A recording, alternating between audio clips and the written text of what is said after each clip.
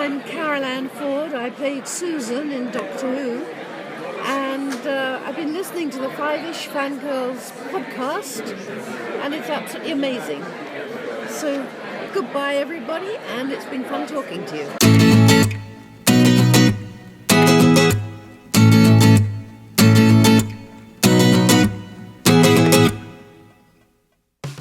The tangents this week continue all the way to episode number 54 of the Five-ish Fangirls podcast. Ground floor perfumery, stationery and leather goods, wigs and haberdashery, kitchenware and food going up. Welcome everyone to this week's episode of the Five-ish Fangirls podcast. So glad you could join us. Let's go around the virtual table and see who's joined us this week. This is Brittany in Belvedere. This is Chrissy in Salt Lake City. This is Mitch in Kitchener, Ontario. And this is Rachel in Indianapolis, Indiana, who apparently has forgotten how to talk. That's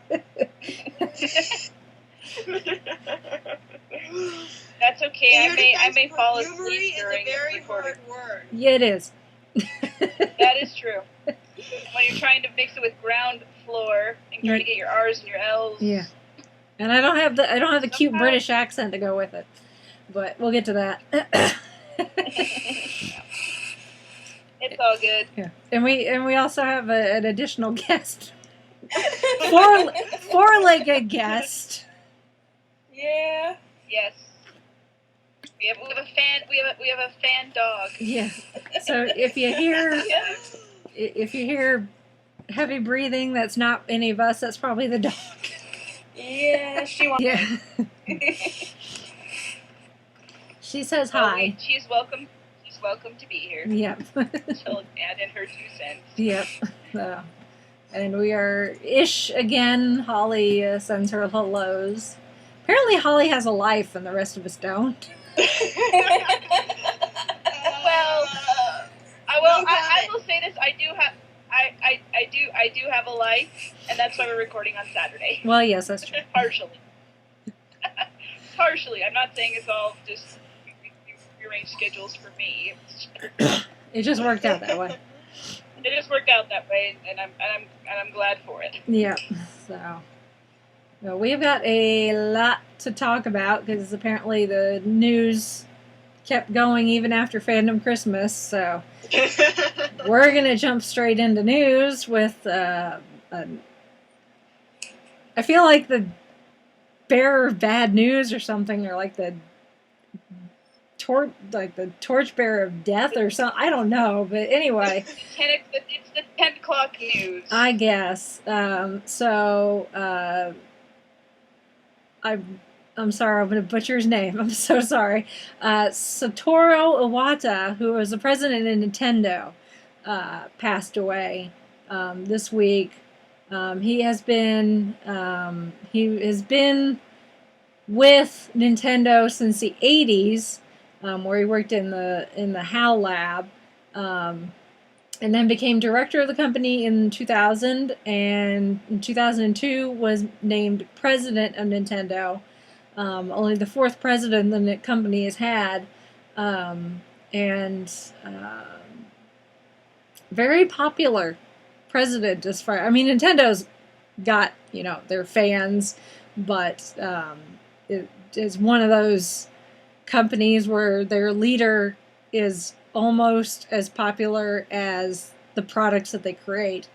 But apparently he had been ill and had a brain tumor or something that ended up claiming his life, and he passed away at the age of 55, which is really too young. It's unfortunate, but there have been a lot of memes and pictures and stuff going around social media. I was saying before we started recording, my brother is actually at Evo, for all you gamers. You'll know what that is. And they had a moment of silence he posted a picture from earlier today, and they had a moment of silence and put Mr. Iwata's face up on the screen and all that, and had a moment for everyone to reflect on his legacy with Nintendo and all that, because One, because everyone there are gamers, and plus some of the games that they're playing are Nintendo games. So, um, I haven't seen who's going to take over his post, but obviously whoever it is going to have big shoes to fill, because Nintendo is definitely the banner company, right up there with your Microsofts and your Apples and all that. So, Definitely. yeah.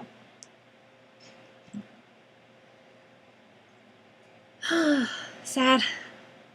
So, well, moving on to more sad news. More 10 o'clock news. Yeah. Yeah. This time it's a Doctor Who alum who we've lost. Olaf Cooley? Yes. Yes. Who was apparently Doctor Who's oldest surviving actor until he passed away recently at the age of 101. He played Professor Stallman in Inferno. So, But you may not know him, but you probably know his hair. Apparently. Yes. Probably. At least that's what Sean said on Traveling the Vortex. You may not know his name, but you'll know his hair. I think you're making clean up Kettlewell installment. Oh yeah, you're right. Oh yeah, that was Kettle. It was a I'm like, I don't remember Kettle having distinctive hair, but his actor passed away. Yes. Stallman's the guy who was like opposed to stop, like he wanted to keep the drilling project going in Inferno. Right. And the doctor was like, no, you gotta stop, and like all these people were like, you gotta stop, you gotta slow down, this is bad. We should not be rushing into this. And he was like, no, we keep going, we gotta break the crust, we gotta, yeah. So that was Stallman. Okay. Yeah. Doctor Who, I love you, but with 50 plus years of episodes, they start to blend together after a while. True. And because I'm looking at this, I'm like, and he lived a very, 101. That's nothing to sneeze at. So yeah. I wonder if there are other Doctor Who alums who have broke 100. I think I saw something that now the oldest Doctor Who alum, I think he's like 96 or something like that. So he's close. Yeah. His age. Yeah. So, at least as far as living, I don't know. Yeah. About those that have passed, but yeah. But yeah. I'm sure there's a list out there somewhere. We Doctor Who fans are very fond of our lists. Yeah, oh yes. And very thorough. It's always sad. I have a book that's like a book of lists. Yeah. Yep. Well, it's always sad to lose one of the Doctor Who family, whether it's a big name like a doctor or a companion or one of the side characters even. Mm-hmm. So definitely. Yep. Well, the news list continues, and now we have a few some happier things to discuss. Mm-hmm. More convention guest announcements, and some of these directly affect me. Some of these are me going, oh, why am I not going there? But, starting off with Chicago TARDIS, we'll start with the Doctor Who conventions. Chicago TARDIS has announced Jenna Coleman is coming just for the Saturday. So apparently she is definitely making the convention rounds. We didn't scare her off conventions, yay! Yay! Way to go, Indiana! You did it. She's coming back. So now I'm thinking. Well, anyway, I'll get to that. Yeah. So she'll only be there this Saturday. Ian McNeice, who played Winston Churchill, he's going. He was at Gallifrey 1 when I went, and I met him. He's a very lovely fellow. Finn Jones, who played Joe Grant's grandson, and Santiago, that was his name. I was like, what's his name? In the Sarah Jane Adventure episode, Death of the Doctor. Russ Milan, who is the teller, and there have been others announced, but those are some of the newest announced announced guest for Chicago TARDIS. So, yay, all you people going to Chicago. I'm jealous. But after a while, you might be jealous of me. Anyway, continuing on, Gallifrey 1 has also made a few announcements. They have announced Colin Baker is going to be there. So there's 2 doctors at this year's galley. I'm so mad. My doctors.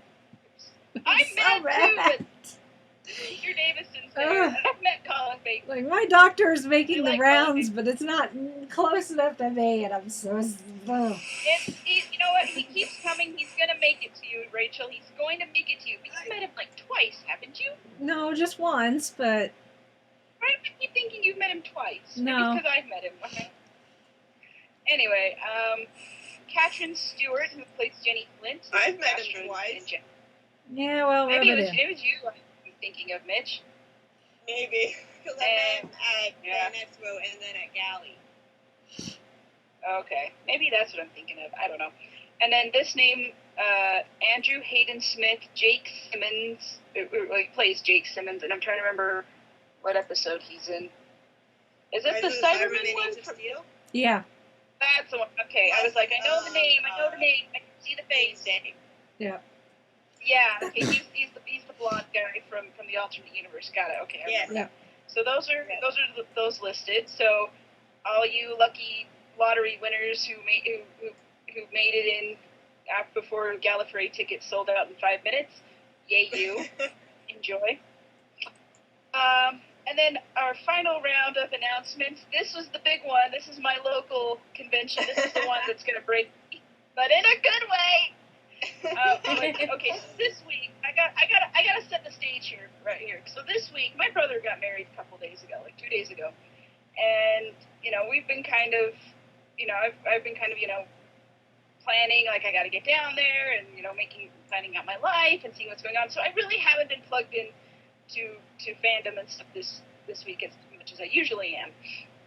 But I did notice on Facebook that Salt Lake Comic-Con was teasing a big announcement. They're very teasy about these things. Big announcements, and we're going to announce it Friday morning at 10 o'clock local time. We're going to need Marvel cosplayers to show up because we're going to do this on TV on one of the local news stations. And so come to this address if you're a Marvel cosplayer. And I'm like, well, I'm not a Marvel cosplayer, and I'm not even going to be in town. So have fun, guys. I'll hear about it later. So I leave. I'm gone. I'm out of pocket for about a day and a half, and it was actually quite wonderful. Even though, anyway, long story, and not for from the podcast. And then Friday morning, I'm up and I've got to start working. I work from home, and I was at my parents' house. So I was just gonna spend the day there and work. And I get on. I'm like, oh yeah, they had that thing that was going to happen, and so I look at it. It's about 10 o'clock. They freaking announced Chris Evans, Captain America himself, is coming to Salt Lake Comic-Con. I about died. It doesn't even affect me. I was posting it to my page. At the same time, Rachel was posting it to our page, and she was like, "Are you dead yet?" And I'm like, "I will be probably." And it actually, the news. Hold on, I'd open this up. The news actually made it into USA Today that Chris Evans was coming to Salt Lake Comic-Con, which is like, it's that big a deal because it's like, the Marvel films, they weren't even at San Diego this year. Mm-hmm. And apparently there's a bit of a story behind this. It's in this USA Today article. We'll link to it. But Dan Farr, who's one of the co-founders of Salt Lake Comic-Con, he was at a convention in Houston, and he was meeting with Chris Evans' manager, and apparently Marina Sirtis, if you know her as Counselor Troy in Star Trek Next Gen, she walked by, and she's been to Salt Lake Comic-Con, and so Dan was talking to Chris Evans' manager, and Marina Sirtis walks over and told him, "You have to do Salt Lake Comic-Con. It's the best event around, and everyone's great, the fans are great, and all these things." So that's basically how we ended up with Chris Evans. And the hasn't been announced officially by convention organizers, but she has announced it on her Twitter, so I'm taking that as confirmation. Hayley Atwell is coming as well, and apparently she and Chris are both, they have the same manager, so that kind of makes sense. So, and they promised, I mean, this is only July. The convention is in September, and they like to, they like to, ratchet up their guest announcement as it gets closer, and I'm like, well, how do you top Chris Evans? As a guest announcement, and so I have no idea. I have no idea what they're going to do next. I mean, we've had Stan Lee, we've had Patrick Stewart, we've had Carrie Fisher, we've had so many come here before. So yeah, so I'm like, okay. I mean, I'm sure. I mean, I've only got like the El Cheapo. I use in quotes Air Cheapo day pass, multi pass. So I didn't get the VIP thing.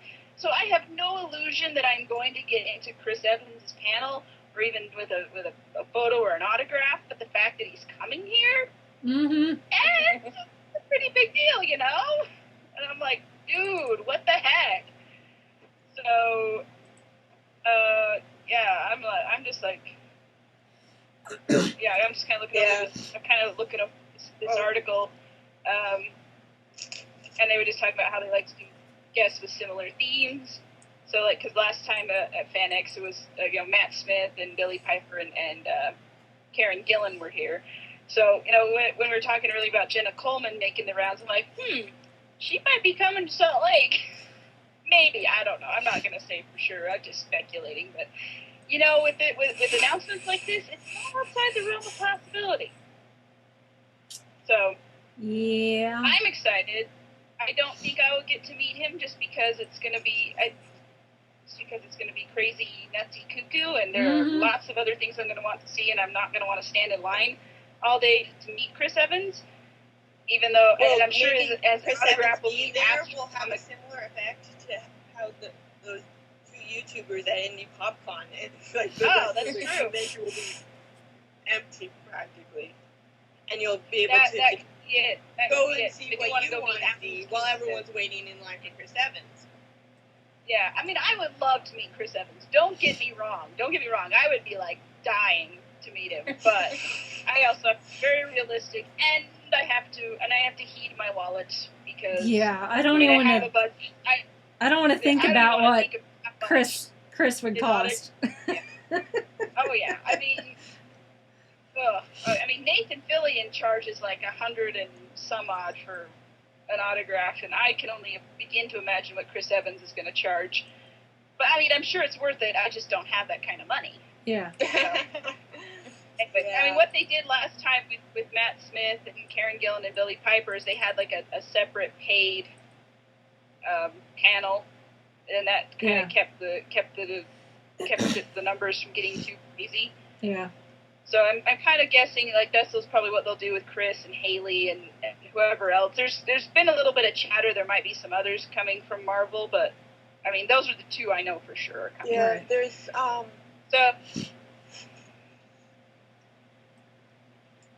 there was a separate paid thing announced for Fan Expo that I don't remember who it involved, but we're getting Hayley Atwell at Fan Expo. Yeah. And like when she had to be confirming Salt Lake, she mentioned that she was going to be in Toronto.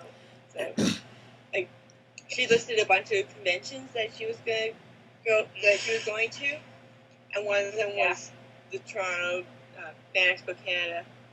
So, yeah. But it's just cool because I'm like, this is my. I mean, 3 or 4 years ago, we didn't even have a convention in Salt Lake. Well, we had like little ones that I'd never really been to just because I never had the money or I wasn't in town or whatever. I just couldn't do it.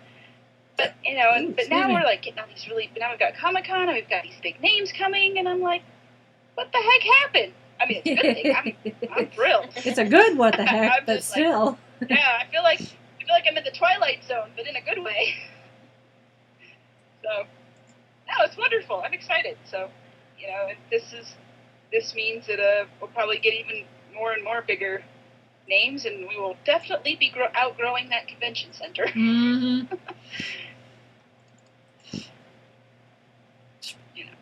Just a It's a good smidge. problem to have. Yeah. So, if you haven't got your ticket yet for Salt Lake City Comic Con, you might want to. Yeah, get on that. And apparently, a lot of people have been talking about get the VIP tickets, and those are, I hear, are quickly selling out. So if that's the route you want to go, and you can afford it, by all means, do it. I wish I could afford it. The special paid separate ticketed event this year is for our Harry Potter guests. Because we've got that's at Fan Expo. At Fan Expo, yeah, because we've got the Phelps twins, Bonnie Wright, and Tom Felton. Cool. Nice. And they're going to be there's going to be a separate ticketed event with them. Tom Felton was at Fan X last time. I heard really good things about him, so he's definitely someone to check out if you get the chance. Mm-hmm. So, anyway, yay convention news! Yeah. Like wallets are screaming. wallets are weeping with pain. Yeah. But then we tell them, shut up.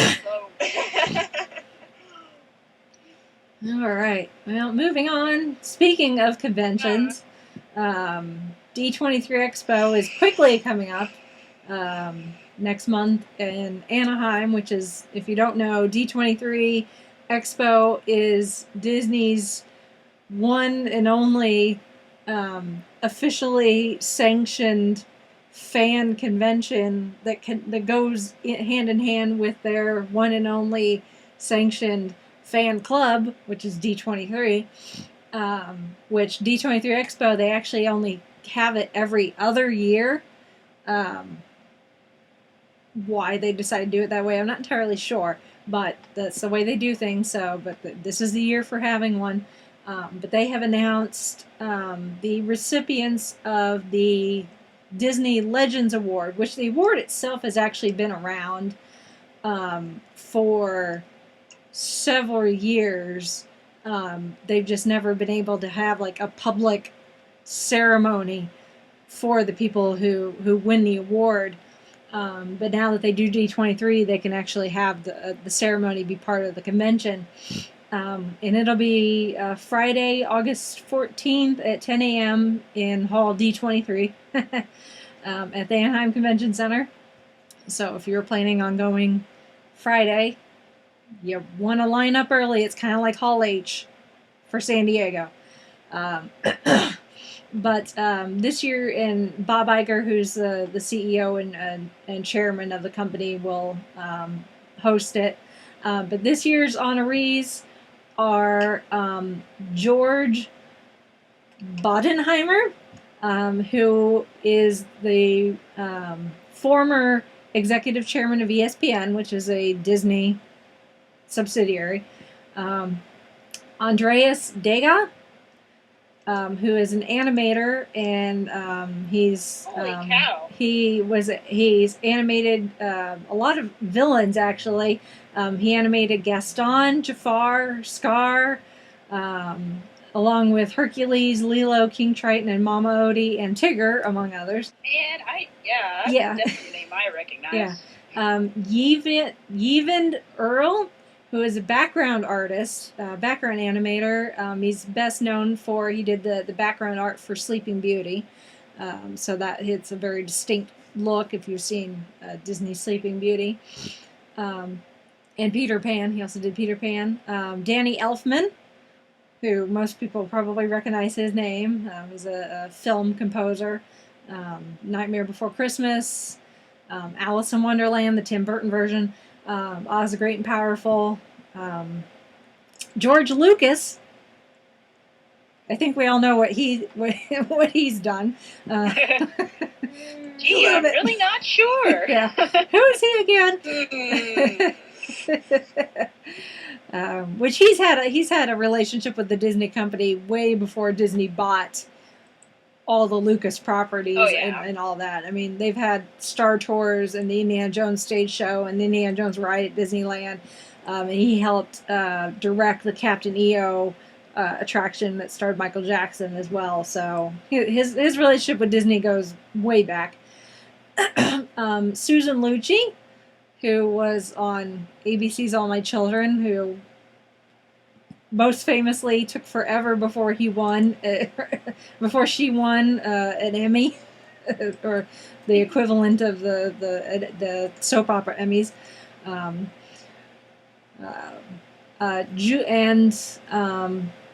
Julie Ream Casaletto, who she was Disneyland's first ambassador.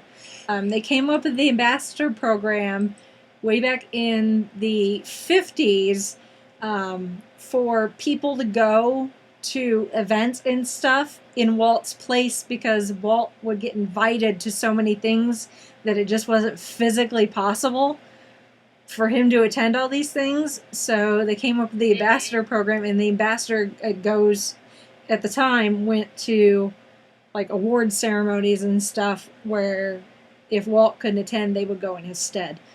So she was the very first ambassador. And then Carson Van Osten, who is a Disney artist and created the logos for both Mickey Mouse's 50th and 60th birthdays, the logo for the Walt Disney Studios, and the design for the water tower, among other things. So, very cool. They usually have some sort of musical performance that goes along. I think the last expo they honored, or they gave Legends Awards to some of the Disney princesses, and they also had them perform. So like Paige O'Hara, who was the voice of Belle, that's both the speaking and the singing voice of Belle, and some of the other princesses. And there's been lots of Legends Awards. I think at the first D23 Expo, like Robin Williams was one of the recipients. And they'll give them an award, they'll give a little statue, and then they'll do a hand printing, and they'll put that in bronze, and then that will go on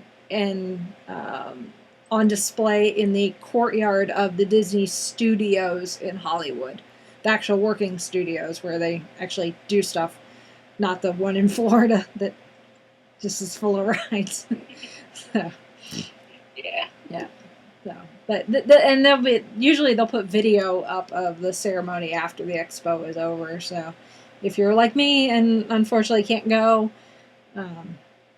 just wait till after the expo and the video will go up. But I'm sure it'll be they do a lot of cool things at D23 Expo. We'll talk about it. We'll have to do, it's like Disney fandom Christmas. So we'll talk about it after the expo's over, in an episode more than likely. But I want to go to D23 more than I want to go to San Diego. So I have a question. Yes. Why is it called D23? Well, the D is for Disney, obviously, I got and that. then 23. Yeah, 23 is in reference to 1923, which is when the Disney company was founded. Okay. That makes sense. Yeah.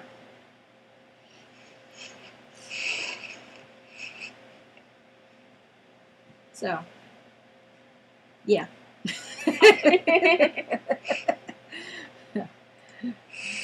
Yeah, the more I hang around, Rachel, the more I hang around you, the more Disney-fied I feel. Like, I grew up on Disney and all that stuff. Yeah. But I'm, like, learning all these other little things about Disney that I never knew, and I'm like, I love this. Like, they have their own convention. It's wonderful. Yep. Stick with me, kid. We'll go far. You'll go far. Hey, I'm hitching my wagon to yours. Let's go. Yep. Alrighty then. Alright, well, I guess that's done. I have no clever segue from my niece, but... Moving along. Yeah, moving along. Big Finish has announced second Torchwood audio. Big Finish is delighted to announce that fan-favorite actor Gareth David Lloyd will star as Yonta Jones for the second release in our new series of Torchwood audio dramas. Well, how can we not, said producer James Goss. Yanto's such a brilliant character, and if we kept people on tetherhooks any longer, we would be fools. Of course he's in it, and as soon as possible. Recording him literally the first day after he's finished his theater tour. Did he want to put his feet up? Nope, he wanted to be Yanto. Gareth will return in Torchwood Fall to Earth, where the team's ongoing investigation into a worldwide conspiracy places Yanto on the first privately funded space flight, just as it's plunging out of the sky. The new story will be released in October, allowing for an unbroken run of stories from September. Former releases will follow at monthly interviews into 2016, which kind of carries of when the storyline is, because we all know what happens. Yeah. See, well, this obviously takes place pre-Children of Earth. Yeah. Obviously, yes. Yeah. And this news is like, it was more of it wasn't a matter of if, it was when. When, yeah. So yeah, it's cool. It's cool they're getting him back into play. Yanto's a fan favorite. Very popular character. Definitely. Yeah. And I'm sure that made John Barrowman very happy as well. Yes. Indeed. So the way they sound, it sounds like they're almost formatted like the Companion Chronicles, where there's just the one character that's doing the draw. Well, there's like the main character, and then there's like maybe one or two. So I was like, is John Barrowman not in this one? This one's just an Yanto-centric one? Or I guess I'll have to listen to it and find out how this works. Guess so. Along with all the other Big Finish I have to listen to. Yeah. Yeah. Oh, Big Finish. Keep taking our money. Yep. Yeah, between you and conventions, I am broke. Excuse me. Got so excited. Yanto. No, Right. it's okay. I have to tell this little story. Uh-oh. That Big Finish posted this story, and I was like, "Oh yay, Yanto's coming back!" And I posted it on our Facebook, and then I went and got an eye exam and order some new glasses. But I went to pay, and I pulled out my wallet, and my wallet is a Doctor Who wallet. I mean, it's obvious it's the TARDIS. It's blue, and it's got the front of the police box and all that. And the guy who was helping me, he's like, "Oh, you a Doctor Who fan?" And I was like, "Oh yeah." And he's like, "I'm a Torchwood guy myself," and he's like, "It's kind of sucks that it's not on anymore." I was like, "Yeah, but they're doing audios of Big Finish, and they just announced that they're bringing Yanto back." He's like, "Really?" I'm like, "Yep." So I may have introduced a new person to Big Finish. Another wallet starts screaming. Yep. He was very excited to hear that there was more Torchwood out there. Wallets on diet. Yep. I guess. Anyway, that's my little story. Moving on. Moving on to some news from Fox. Fox is planning a Bones and Sleepy Hollow crossover. Sorry, I got mixed up. Fox is planning to make a mind-bending crossover episode between Sleepy Hollow and Bones. That's right, history-mining fantasy thriller Sleepy Hollow is being meshed with the long-running crime-solving dramedy Bones to crossover characters. The crossover would be across 2 episodes, 1 on each show. And I was saying this before our show, and I was like, I don't know how it's gonna work, because I watched Sleepy Hollow and I used to watch Bones years ago, and I don't see any kind of connection. This is the thing, and I heard this news, and I'm like, what, are they trying to be CW with Arrow and Flash? I mean, at least with Arrow and Flash, that makes sense, because they inhabit this, they're both comic book stories, comic book hero shows, they inhabit the same universe. Mm-hmm. I've watched like maybe one episode of Bones. I've watched all of Sleepy Hollow. I don't see how this works. Like, I mean, especially where Bones has been on so long and Sleepy Hollow is going into its third season. It's like, have they ever hinted at the two sharing a universe? Or has it just kind of been like, hey, let's do this smash-up thing because we can?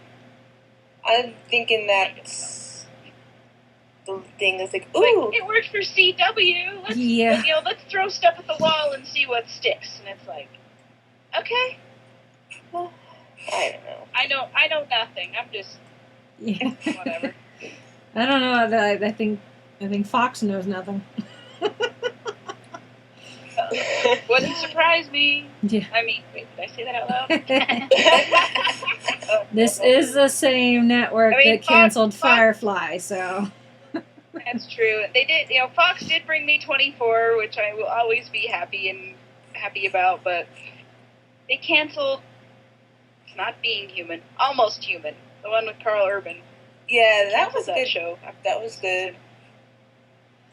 Yeah, it was a good one, but whatever. Anyway. That's a podcast episode in itself. Stupid decisions Fox has made.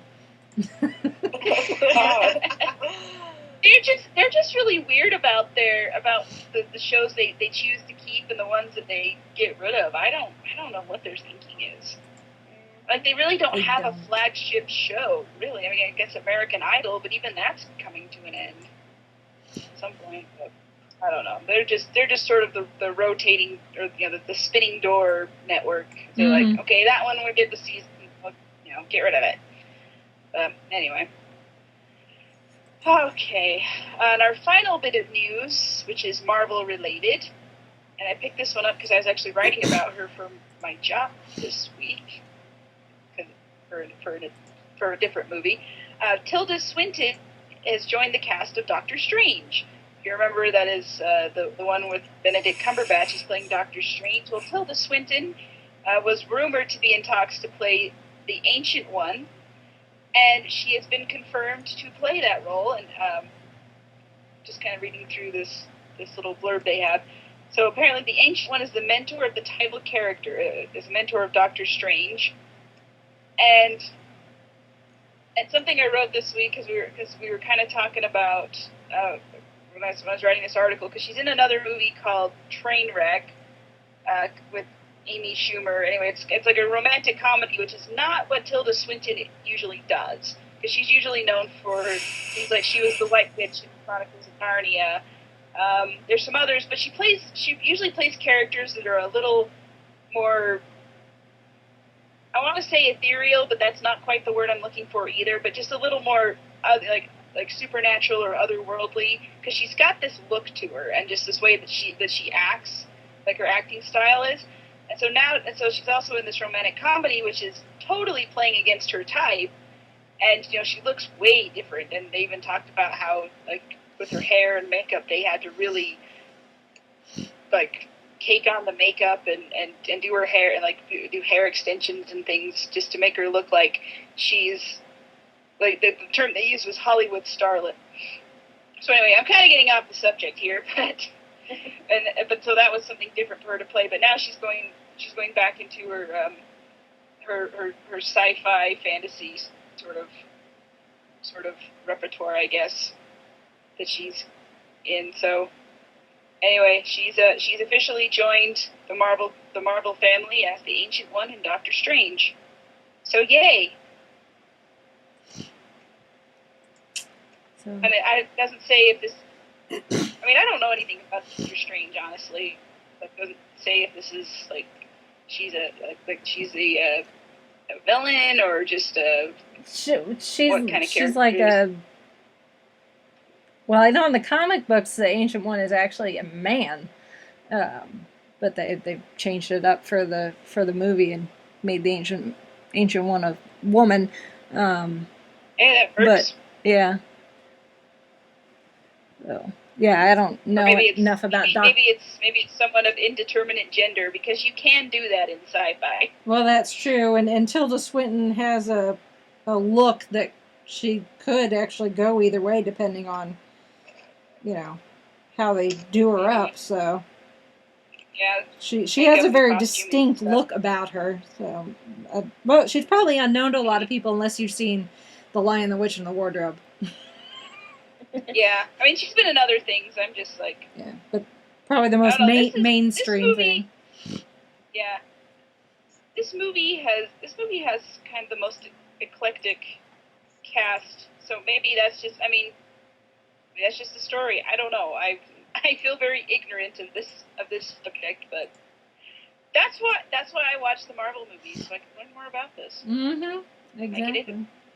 So anyway, anytime there's news about Marvel, I'm happy. So yep. Yay, Tilda Swinton in the movie.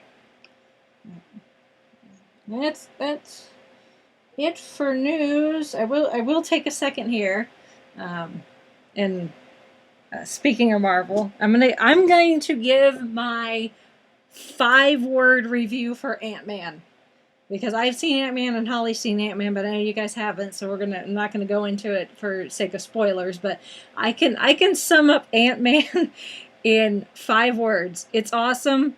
Go see it. Which I am planning to do. This week was not a good week to do it. And I know you guys we're gonna go see it anyway, just because we're that type. We're gonna go see it regardless. Oh yeah. But it's funny because like we went, Chauncey and I went and saw it Thursday night, and I went into it with the same expectation level I had for Guardians of the Galaxy, just because it's an unknown character and not as mainstream as like Iron Man and Thor and all that.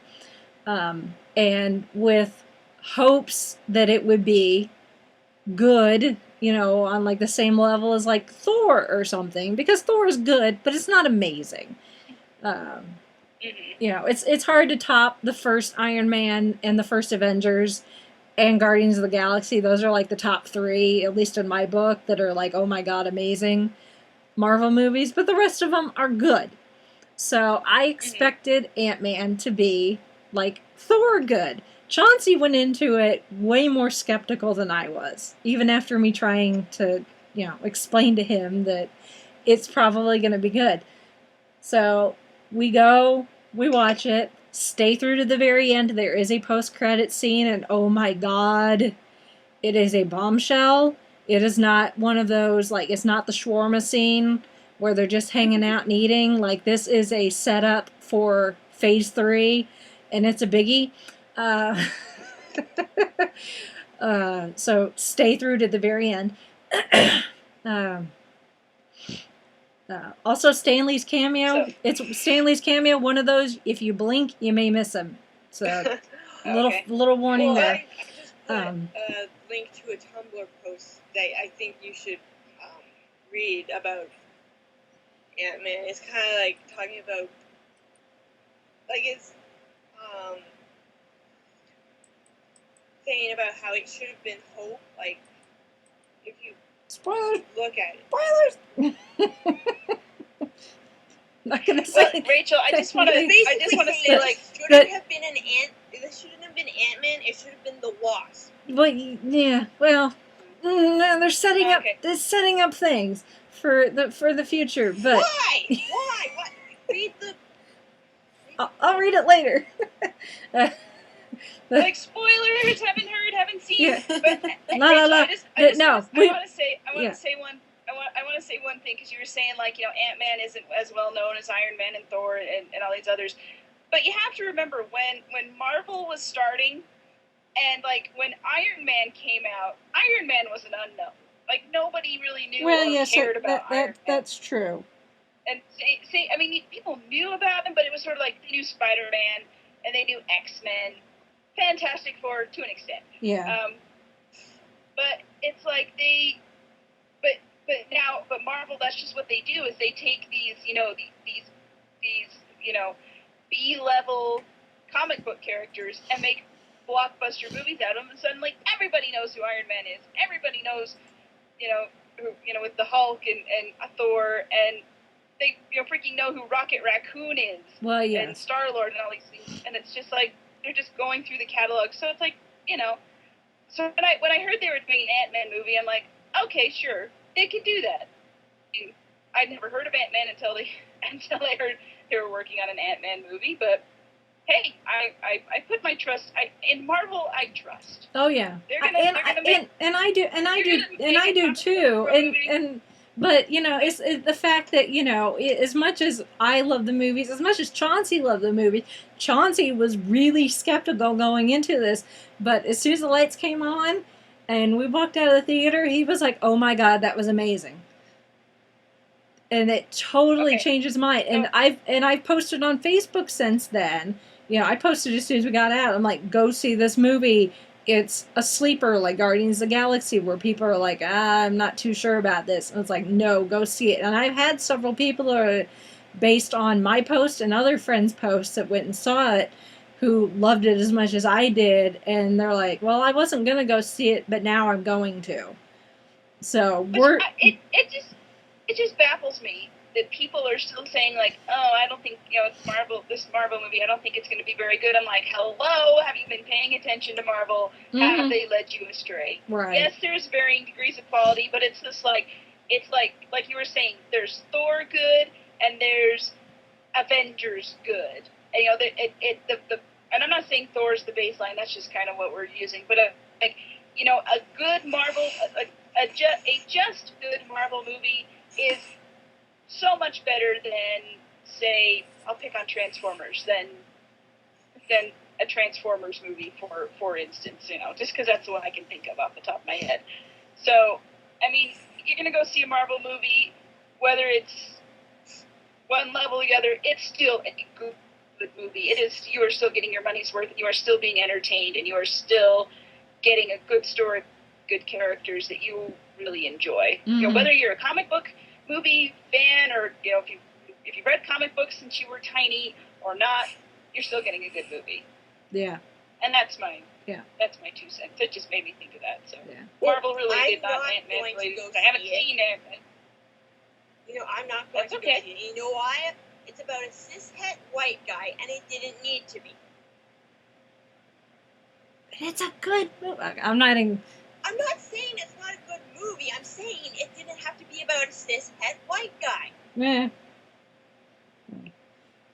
And as far as the overall cinematic universe, if you skip it, you're probably not missing much as far as continuity goes. If that's a concern. There are some surprise characters in there, people we've seen before. Well,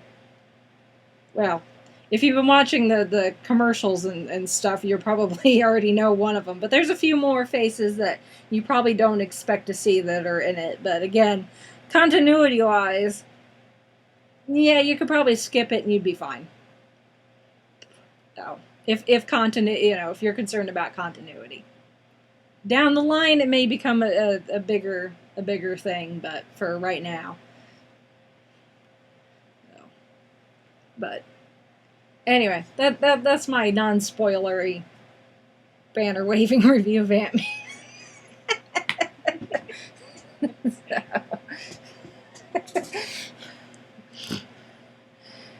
And we'll leave it at that. But for any of the listeners are out there that were on the fence about going to see it, if you can, do. If you can't, you're probably not going to miss much as far as how it fits into the cinematic universe right now. You can always come back to it later, probably, and be okay. Except for that end credits scene.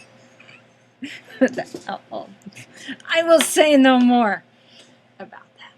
I think I actually got spoiled. Someone posted what the end credit scene was. I won't say what it was, but I was a little annoyed. But I was mostly annoyed with myself, so I'm like, I knew better not to click on that. Yeah, don't click on stuff.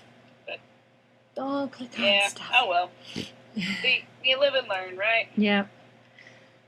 All right. Anyway.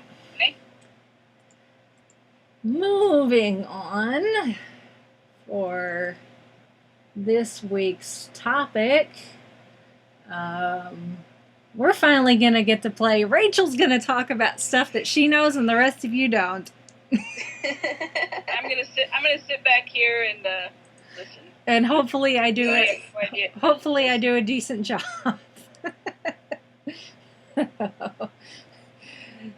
Explaining things that you may not have seen may make things a little difficult, but we'll have at it anyway. Okay, so as I was saying somewhat before we started recording, I partially blame this on the folks at British Fest. So that this still kind of fits because British Fest was last weekend. But this was several weeks before the convention, maybe like a month ago. Somebody posted something. I don't remember exactly what it was. I think it was like somebody's birthday, like one of the, I don't know if it was like Moose's birthday or somebody else that's one of the people that runs British Fest. But they posted something, and it was a clip from this show, which I watched like religiously. It was reruns because the show is old. But I watched it on reruns on my local PBS station. Our PBS station didn't show Doctor Who, or at least not when I was watching it. It showed a lot of other British stuff. And one of the shows that it aired on a semi-regular basis was this old British sitcom comedy called Are You Being Served? And just to tell you how old it is, it was on between 1972 and 1985. And when we did I think it was last month's photo challenge, and I think one of the ones was a show that was on before you were born, and this is a show I picked. So if you follow me on Instagram, you saw that. But there's a special spot in my heart for British comedy. Granted, I know there's a lot of them out there I have not seen. But this is one of the ones I have, and whoever it was on British Fest, they posted like a clip from Are You Being Served? And I saw that and I was like, oh my god, I love that show.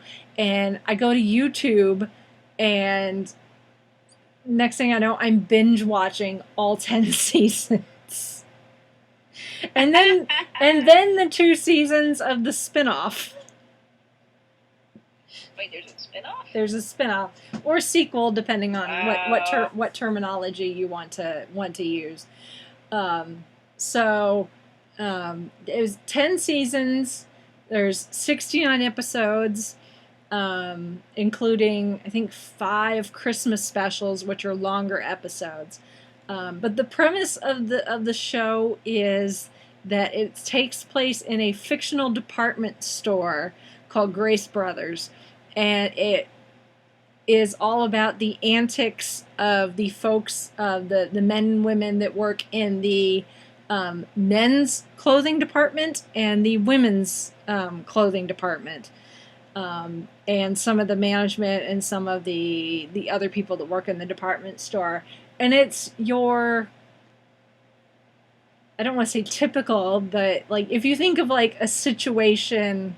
I guess situation comedy, but there's slapstick, a lot of physical comedy on top of the verbal comedy, the jabs that they take at each other, the sarcastic remarks, that sort of thing. I mean, it's undeniably British. A lot of what they say goes over my head because it references stuff that I don't get.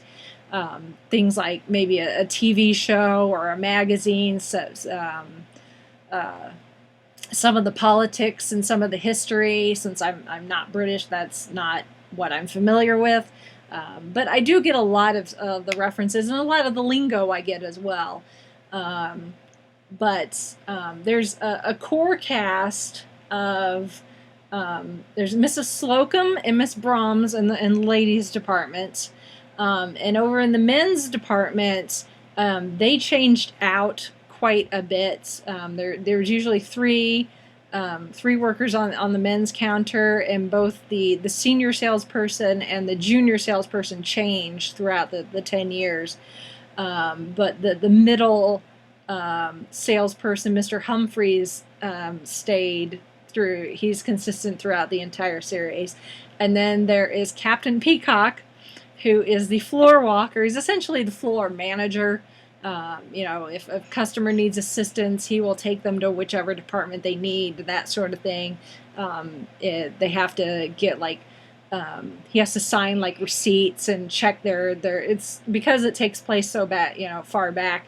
They do paper receipts and that sort of thing. So he has to check their balance, their sales, and all that. And then there's the actual manager, Mr. Rumbold. So those are the ones that were the core cast that stuck out through the entire time, and then there's a revolving cast as well. It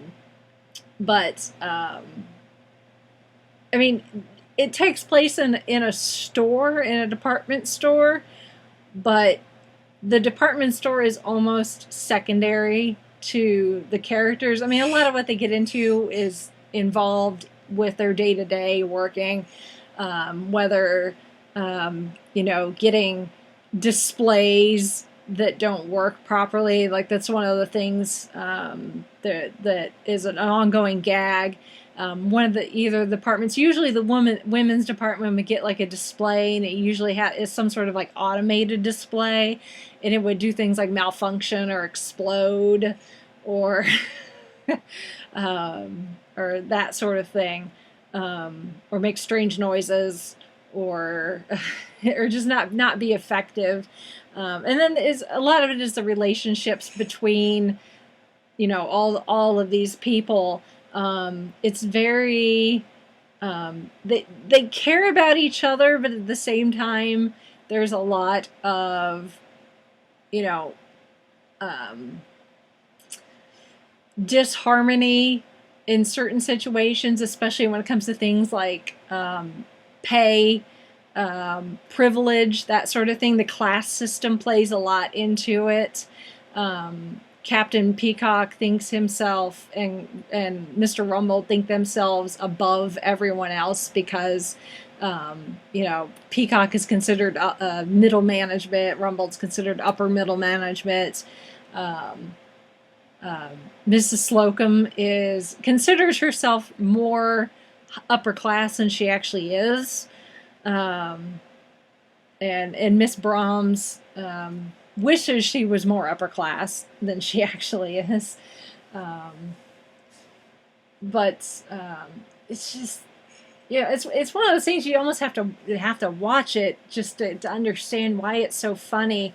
There's a lot of ongoing gags, like Mrs. Slocum.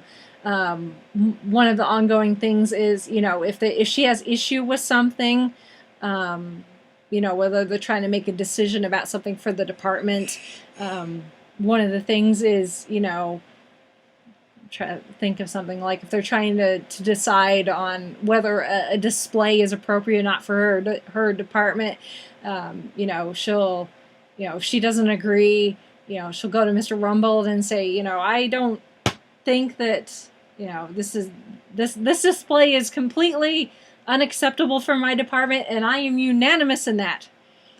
Which, you can't be unanimous if there's only one of you.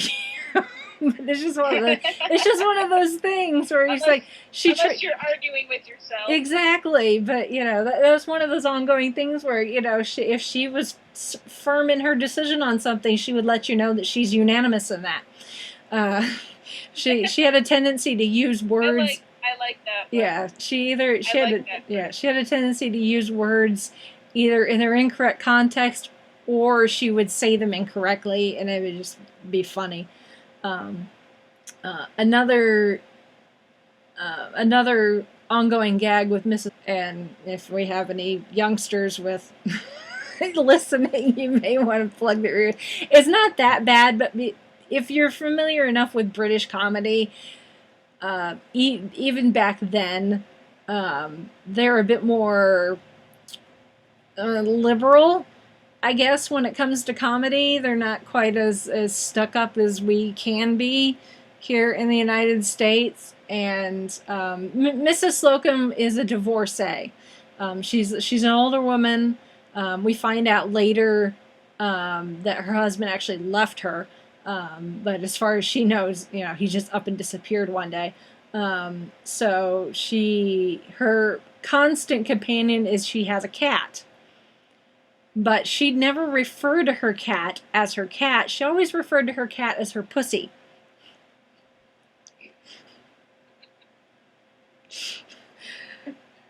And the phrases that she would use.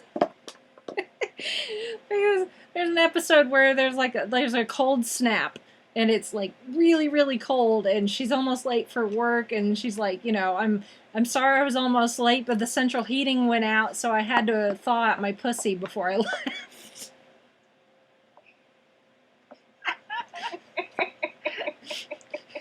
If you're listening to this with children, don't explain that to them. Yeah, no. And bless Molly Sugden, who played Mrs. Slocum. I mean, those gags are in almost every episode, and she's able to say it with a straight face. There is no smirking or not. She played it for what it was. Like, Mrs. Slocum did not realize what she was saying, and none of the other characters ever reacted like it sounded anything other than what it was. They knew she was talking about her cat, but they knew the people watching the show that it was a double entendre, and that's another one of those gags that there's a lot of double entendre and references to because Mrs. Slocum, both departments, they sell clothing and underwear. So, there's a lot of jokes, involving knickers and bras and men's underwear, which a lot of times they refer to them, as they're the whitey tidies, but they're Y fronts, essentially. If you've ever seen a pair of men's briefs, not boxers, they've got that seaming that kind of looks like a Y in the front. So they were Y fronts. So it's like. I will admit there was one of the, I can't remember if it was the 6th or the 7th Harry Potter book, that Ron keeps referring to Merlin's baggy white fronts, and I was like, when I first read that, I was like, what the heck are you referring to? Underwear. I knew it was something very rude because he was using it as a wizarding expletive. Yeah. And so I had over time I understood what the Britishism was, and that I'm like, okay, now I get it. Which I understand. I actually understand that better than when I'm reading something and it's like, whether it's like Doctor Who fan fiction and they refer to men's underwear as pants. That always confuses the heck out of me when they're talking about like boxers or boxers. They refer to them as pants. And that confuses the heck out of me whenever I read it, and I realize they're referring to the underwear, not pants, like trousers, like jeans.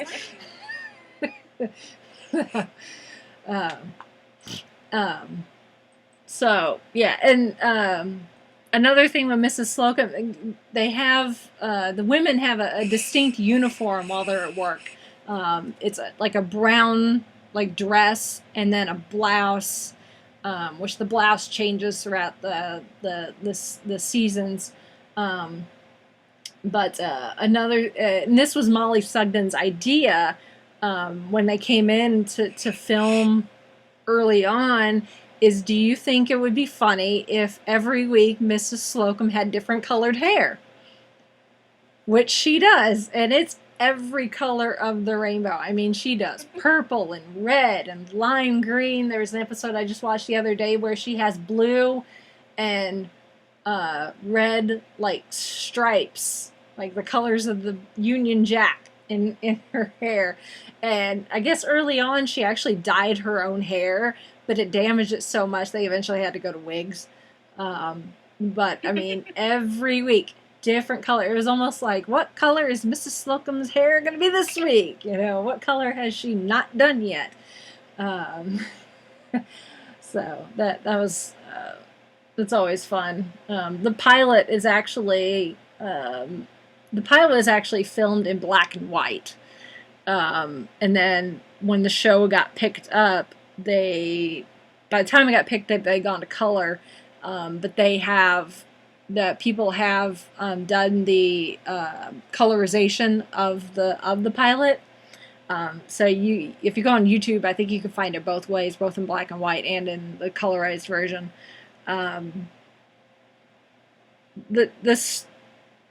We'll come back to the characters here in a second. The story of how Are You Being Served ended up on the air is kind of bittersweet in a way. There was the guys, these writers at the BBC, were trying to come up with ideas for shows because the BBC had slots they wanted to fill. And one of the guys used to work at a department store, and some of the characters that you see throughout the show are actually based on people that he actually worked with. So he came up with the pilot. They filmed the pilot, and the BBC passed on it. They decided it wasn't for them. So it sat for a while. And then the 72 Olympics began, and that is the year that they had the hostage situation. And those Olympic athletes from got killed, and they ended up canceling the Olympics or postponing it or whatever. And because that was not on TV, the BBC needed to put something in its place, and somebody's like, well, we have that one show that got passed on earlier. It's ready to go, and they decided to put that on, and it instantly became a hit. But it's it's unfortunate how it ended up on the air because of that particular situation. But at the same time, it's like, for those of us that are fans, are glad that it got to see the light of day and ended up being so successful. But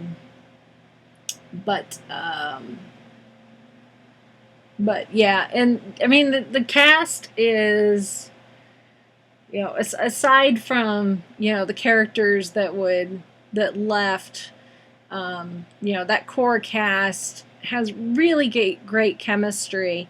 One of them, Mr. Humphreys, who was played by John Inman, actually they wanted to get rid of him, and the showrunners were adamant, like, no, he's got to stay.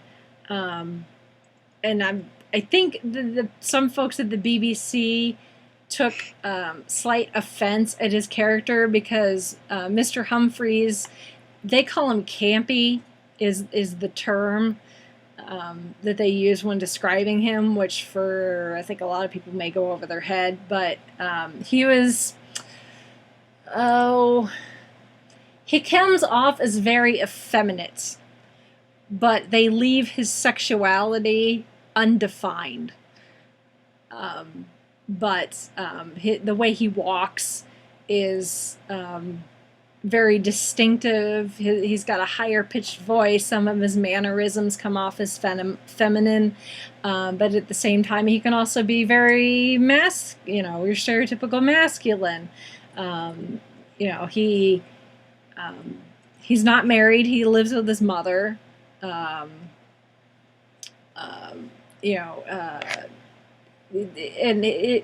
Mr. Humphreys and John Inman actually end up becoming almost the star of the show, and at one point he got offered the lead in his own series and way more money than what he was getting paid for Are You Being Served, and he ended up leaving, and the show just went on hiatus. They thought about replacing him, but they're like, we can't replace him, so the show actually went on hiatus. That's why it looks like it was on for 13 years, but there's only 10 seasons because it was off the air for like 18 months, kind of like Doctor Who there for a short time.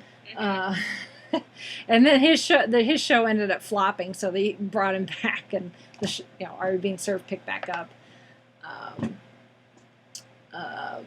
But it's it's an interesting cast of characters.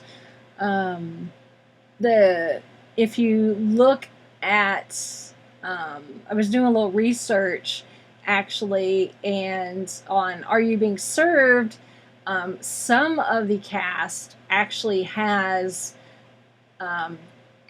pseudo connection, not like direct connections to Doctor Who, at least the TV show, but there are connections, and it's one of those, the British acting pool is only so large kind of things.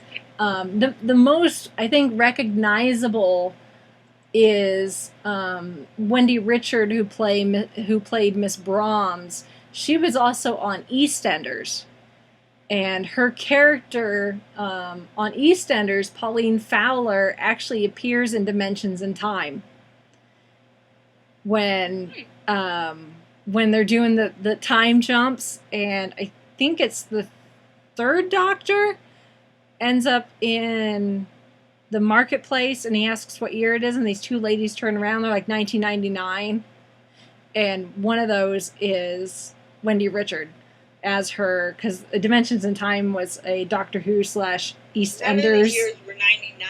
Yeah. It was 73. Or 2013, that's what it is. It's been a while since I watched Dimensions in Time. Whatever the most forward year was at the time. 2013. 2013. Yeah. I have a love-hate relationship with Dimensions in Time. Yeah. I have a love-hate relationship with Dimensions in Time. Beginning and the end of the year. Yeah. Anyway, but so that's the closest Doctor Who connection there. Nicholas Smith, who played Mr. Rumbold, was actually in an episode, or I think a season, or at least a episode of Worzel Gummidge, which, if you were listening to Traveling the Vortex when they were doing their Beyond the Doctor, we all know that Worzel Gummidge. I watched a couple episodes. Yeah, I never got around to watching it, but it starred John Pertwee, and actually, in Worzel Gummidge actually has more ties to Doctor Who, because Bernard Cribbins was in it at one point, and then Mike Berry, who played Mr. Spooner, who was the junior salesperson in Men when the show ended, was actually on Worzel Gummidge as well. And then his predecessor, Mr. Lucas, who was played by Trevor Bannister, is actually in the 7th Doctor Big Finish Audio Nocturne. Got it. So, again, the British acting pool, very tiny. Eventually they're either on Doctor Who or Harry Potter, or they were. Yeah, or Game of Thrones. Game of Thrones. Yeah. And there's actually one more tie in the sequel or spinoff. I don't know what you'd want to call it. Most of the things I read, they refer to as a sequel because it ends up with most of that main cast, Mrs. Slocum, Mr. Humphreys, Captain Peacock, Miss Brahms, and Mr. Rumbold, end up in the second series, which in the UK was called Grace and Favour. In the US, it was called Are You Being Served Again? And it only ran for 2 seasons and had 12 episodes. But the whole idea is that Grace Brothers, the department store, was named after the two brothers, the Grace brothers. There is, which they never give their first names. It's young Mr. Grace and old Mr. Grace. Yeah, young Mr. Grace is like in his 80s, and old Mr. Grace is pushing 90. What? And yeah. And you see young Mr. Grace through most of the series, and then like the last couple of seasons, old Mr. Grace takes over, and they're both they're older, they're rich, they're widowers. There's the ongoing gag that they're both kind of womanizers, They have a young secretary who's always good looking and a good looking nurse. um, So there's gags that go along with that. Young Mr. Grace, a lot of times he was, if he's sitting in his office, he's just sitting, he's sitting there. He doesn't see real well. He's kind of slow moving, but the minute like his secretary bends over to get in the filing cabinet, he's doing the grabbing his heart and his blood pressure rising. He's like, oh, he gets all excited because of the secretary in the short mini skirt, because it was the 70s and 80s. But with Grace and Favour are already being served again, the idea was, at some point, I'm assuming old Mr. Grace had already passed away. Young Mr. Grace took back over the store, was on holiday with his secretary at the time, on a scuba holiday, at his age. Her bikini top popped off, and he had an episode and ends up dying. So the store ends up closing, and the department finds out that their pension, in his will, their pension is tied up in real estate. So instead of getting just a payout of the pension they'd been paying into for all these years they were working at the store, he'd invested it in various things, including some real estate, and one of them was a country inn, like a bed and breakfast.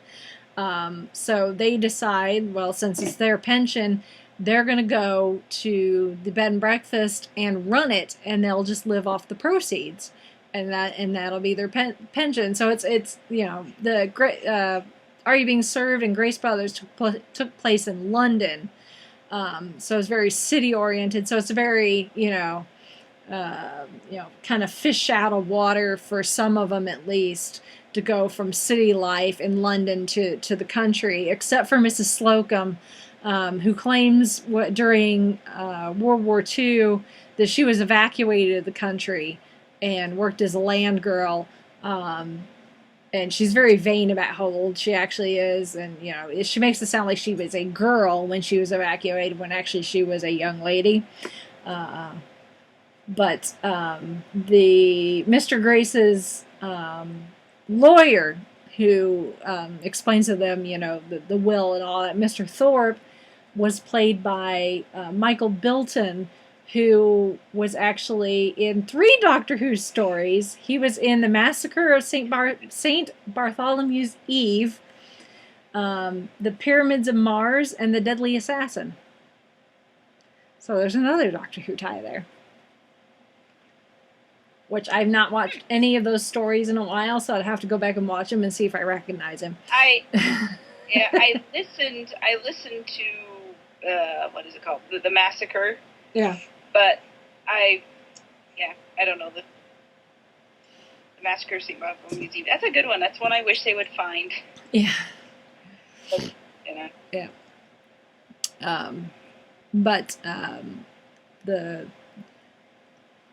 Yeah. The Are You Being Served Again is, unlike Are You Being Served, it actually has an ongoing story throughout the 2 seasons, and some ongoing gags that actually tie into the story. Unlike Are You Being Served, where, and part of, my, like, Doctor Who and, like, Marvel's, universe, like, OCD kind of kicks in now, watching Are You Being Served, unlike years before when I was younger and it wasn't a big deal, but continuity almost doesn't exist, which makes my head hurt a little bit.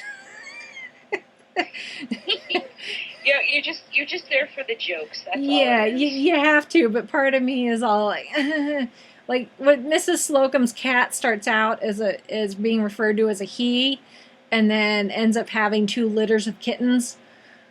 Well, that sort of thing has happened in real life. Well, yeah, that's true. Where they think the cat is one sex, and it turns out, like, they think the cat pet is male, and then it has young. Yeah. Mm-hmm. Yeah. Well, and then she refers to in real life. well, and then she refers to the cat as That a is she. true. We did So. have a cat. We thought it was a boy. Gave it a boy name and everything, and then showed up like, oh, it's got kittens. Okay.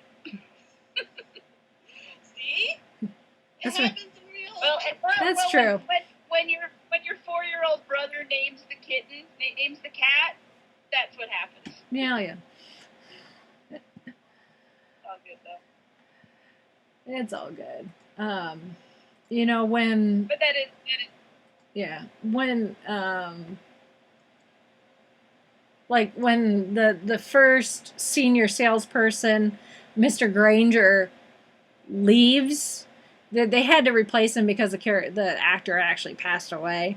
But when he leaves, they don't say why or reference where he may have gone, whether he retired or quit or if he died or something. Like, the characters just leave and they never mention him again. You know, when they do the spinoff, like they never explain why Captain Peacock is there and what happened to his wife.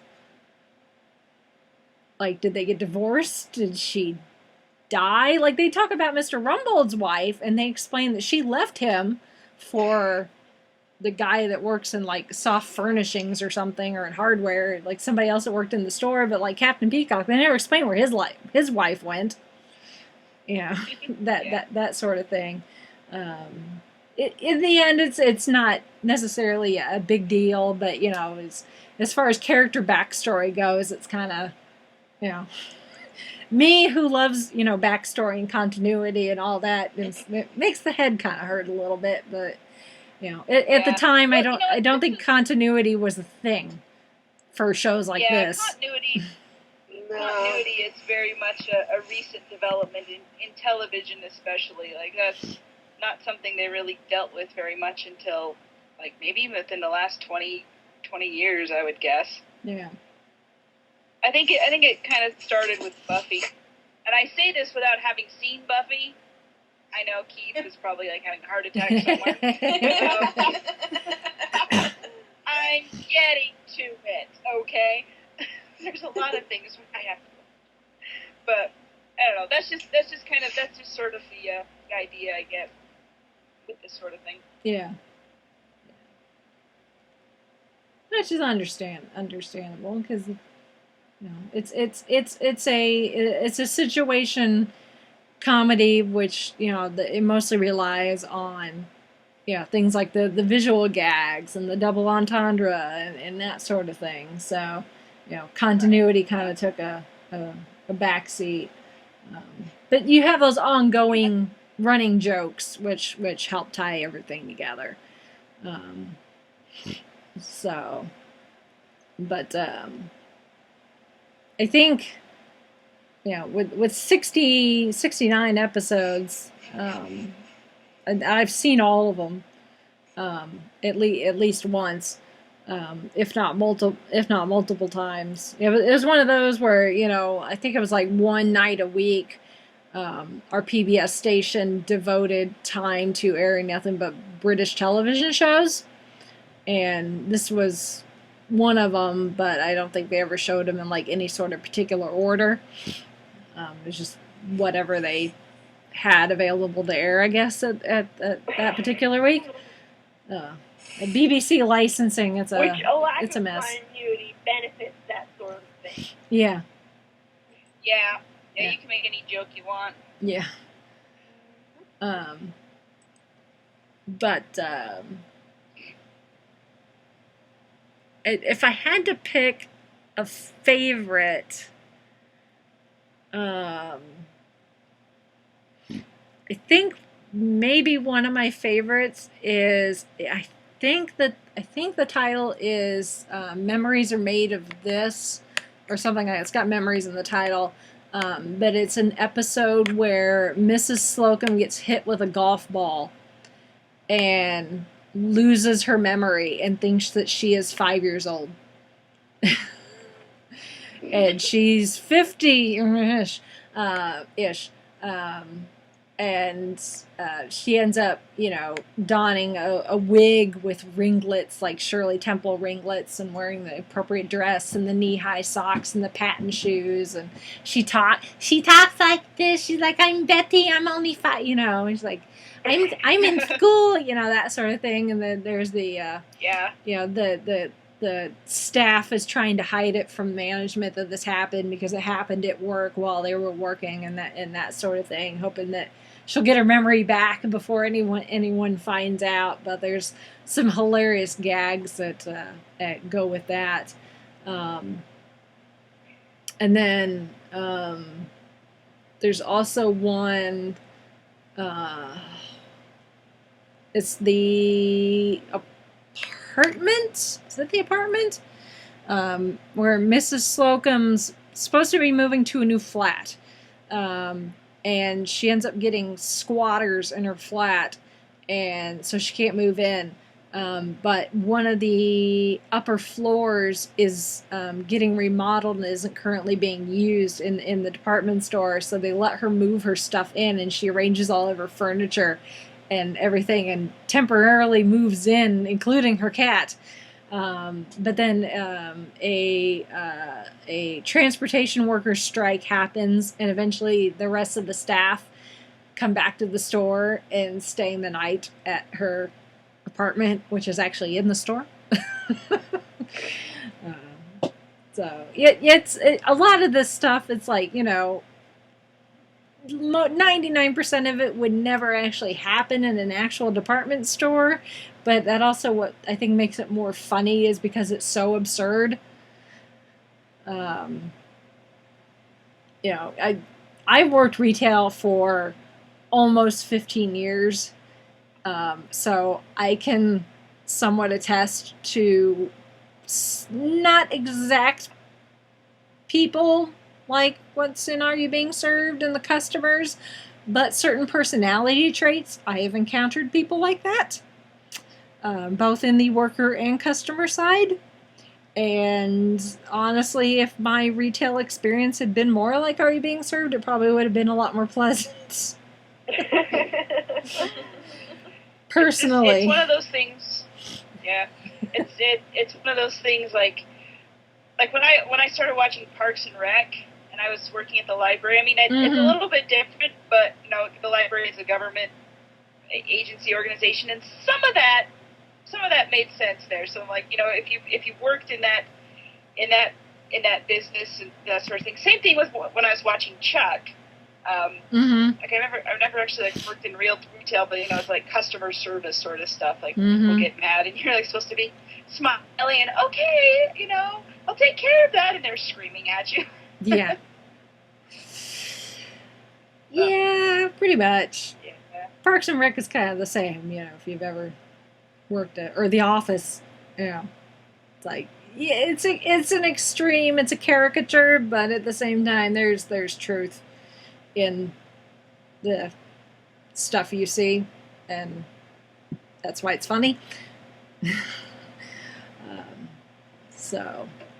But yeah, I mean, I don't know. I don't think I could say much more about Are You Being Served and Are You Being Served Again, because it's really one of those you have to watch it to get it. It's hard to explain the jokes and the visual gags and that sort of thing. It's much better if you immerse yourself in it, I guess. And it's pretty much all on YouTube.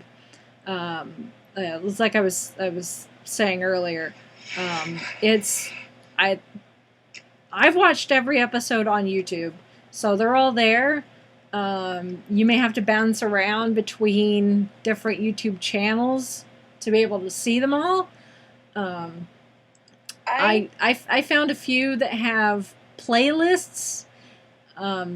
I've yet to find one that's complete. Most of the ones I found, they say seasons 1 through 10 episodes are missing, or they're out of order, which again, continuity, that may not necessarily matter, or they're labeled incorrectly, which may be confusing. because it says the episode title's one thing and something that doesn't fit that title is happening. So, but they are all there. All the Christmas specials, the pilot again. I think you can find it in both black and white and in the colorized version, and all the episodes of Grace and Favour are also on YouTube as well. And then there's also a short special. I think it's like 50 minutes. So I think it was like an hour-long special that probably aired on like PBS or whatever, which kind of gives the story of Are You Being Served and some of the cast and some of their backstory.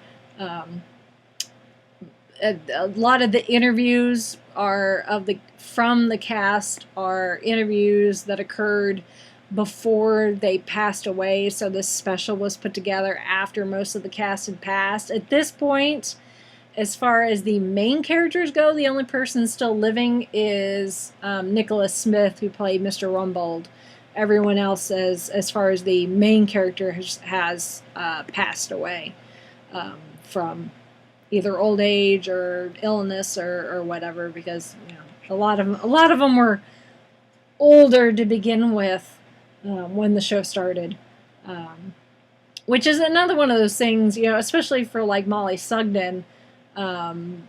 She was an older lady when she started on the show, but I mean, all the way up and through, the 10 seasons Are You Being Served and the 2 seasons of Are You Being Served Again, she does a lot of physical humor, considering her age. So, you got to give her props to that. A lot of them do, they don't do stunt doubles for these type of things. So none of it's really like life-threatening type things. But, things like pratfalls and that sort of thing. I think every single person in the cast at some point or other has done something, some sort of physical comedy, which I think shows their ability to really get in there and do it for the part, I guess. Do it for the gag. Any hoozles? Any questions? Comments? No, I think you got it. I think you summed it up pretty well. British comedy. Oh yeah. At the department store. Yes. Yeah. And all kinds of wacky shenanigans and hijinks ensue. Mm-hmm. Yeah. I mean, it's The Office, 40 years before The Office. So. Well, it's funny because we talk about Are You Being Served, The Office, Parks and Rec, and it's all these different places that people go nearly every day. When you go to work, you're in the workplace, and just all these things that happen, and it's a fertile ground for a lot of jokes and a lot of comedy, and everybody gets it because everybody's been there at some point or another, and it's like you all know, that coworker or that sort of customer that comes in, or that situation, even if it's like totally off the wall and random, you're like, oh yeah, I know. If you haven't been through it, you know somebody who knows somebody who knows somebody who's been through it. Mm-hmm. Exactly. So, if you, excuse me, like I said, it's all on YouTube. So just plug it into the search on YouTube, and really you could watch whatever episode, and it really shouldn't matter as far as again continuity is concerned. But watch an episode or two and see if that type of humor tickles your fancy. So, I know it does me. It certainly does me. And I will say, like I was saying earlier, because of the era, and it's also a different culture, there may be jokes and situations that if you're maybe a bit more conservative, you may not enjoy it. Not you guys, because I know you guys are pretty laid back. But, you know, things like Mrs. Slocum referring to her pussy and that sort of thing. There are a couple of episodes. I know one of the Christmas episodes, and then there's another episode where you have some of the characters doing blackface, which, you know, they're not doing it to be mean or make fun of, you know, black people, but it's in a vaudeville type setting, so it's paying homage to, I guess, the vaudeville of like the 20s and 30s where blackface was a thing, which, you know, yeah. Some people may get consider offended by that, but, you know, you also have to consider it's a product of its time as well. It is. That's exactly what it is. It's a product of its time. But, you know, if you may get offended by something like that, then the show may not be for you. But, you know, if you could take it for what it is and the era that it's, you know, was filmed in, the show itself is supposed to be set in whatever era you're really watching it in. But, I mean, it is dated. I mean, you can tell when, you know, what seasons were filmed in the 70s, and then when it switches over to the 80s, you know, things like the customers' clothing when they come in is changed to the 80s. Like Miss Brahms, her hair towards the end gets very 80s looking, with crimps and that sort of thing, and her earrings. So, I mean, it's definitely a product of its time, but at the end of the day, I still find it utterly hilarious and will watch it often. So, I even quoted Mr. Humphreys in my high school yearbook. This tells you my love for the show and how that is the best when you can manage that. Yeah, and how long I've been, because it's been a while since I graduated high school. So, but you know, most high school yearbooks as seniors, you know, you get your senior picture in there and they put your name, and usually you can put like a little quote or something underneath it. And I put a quote from Mr. Humphreys in mine, so. And I still stand by it. So. And if you want to know what it is, well, you're just going to have to look at my high school yearbook and find out. Maybe I'll tweet a picture of it. Or Instagram a picture of it so y'all can see it. You should. So I'm like, I don't have access to your high school. I know. Yeah. Well, if you came to visit, I would show you. They've omitted that from my local library for some strange reason. What? What do you mean your libraries in Salt Lake City, Utah don't have yearbooks from high schools in Indianapolis, Indiana? I don't know. You know, it's not something that they carry. It's not a demand for it for some reason. I don't know. You have to ask them. Oh my. And now we're getting punchy. Yeah, we're getting punchy. I think there's a... It's not even that late. I know. No, it's not. It's not. But it's not for us, at least. I've been tired all week, guys. It's not. That's my fault. Yeah. I'm sorry. Anyway. It's all good. It is. I looked anyway, it up. Well. What? Oh no, go ahead. Oh, I was gonna say I looked up the Are You Being Solved on YouTube, and I found a playlist that looks to be in order. Not sure yet, but I'm really curious about the second title. I really want to watch it. What is the title?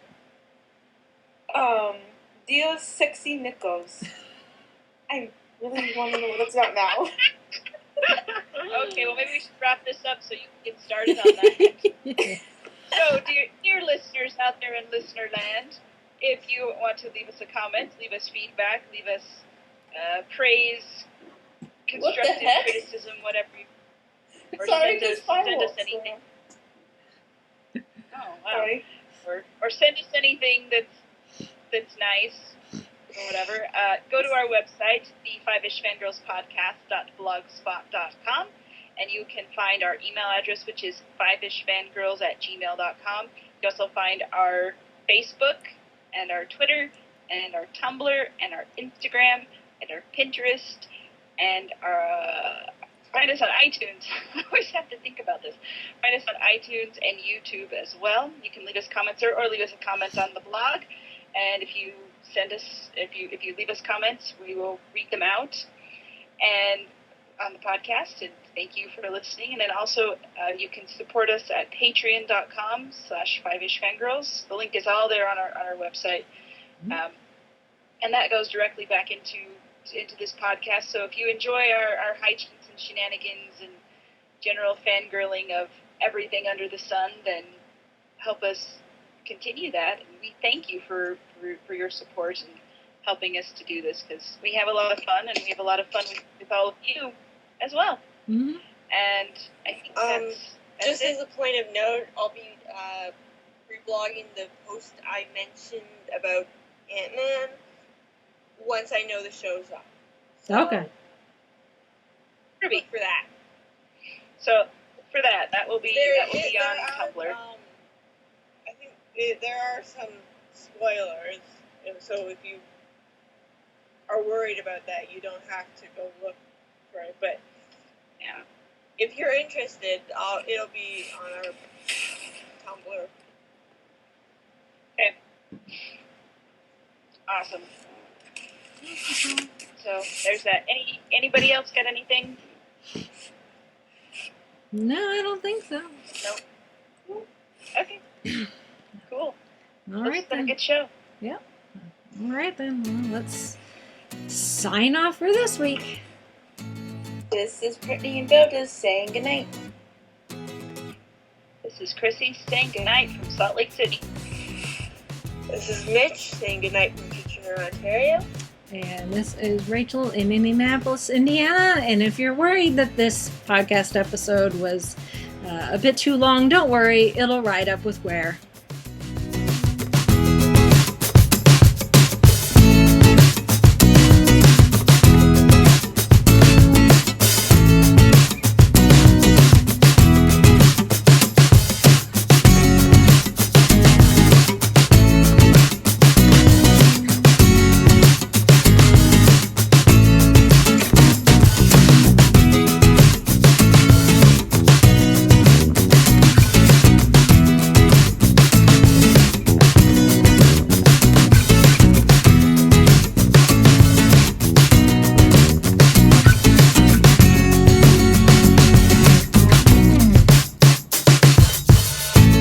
You have been listening to the Five-ish Fangirls podcast.